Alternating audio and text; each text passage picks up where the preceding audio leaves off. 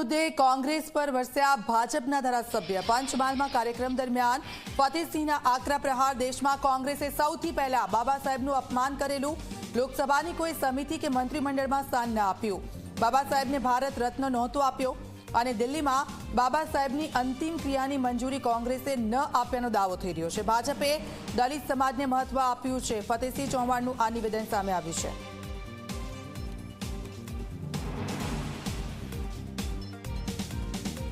આ દેશમાં પહેલામાં પહેલું અપમાન આંબેડકર સાહેબનું કર્યું હોય તો એ કોંગ્રેસ। કેમ? આ દેશમાં બધાથી વધારે ભણેલા હાઈએસ્ટ શિક્ષણ પ્રાપ્ત કરેલો એક દલિતનો દીકરો એ જ્યારે ચૂંટાયા કોઈ પણ લોકસભાની સમિતિમાં નહીં રાખ્યા, મિનિસ્ટરીમાં નહીં રાખ્યા અને આ હોશિયાર છે તો એને ધરમૂળથી કાઢો। આ કોમમાં કોંગ્રેસ 20 વર્ષ લગી લાગી।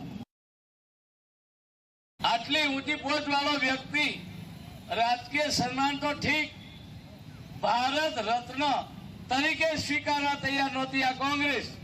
તો દલિતોએ સમજી જવું જોઈએ કે કોંગ્રેસની કઈ વિચારધારા।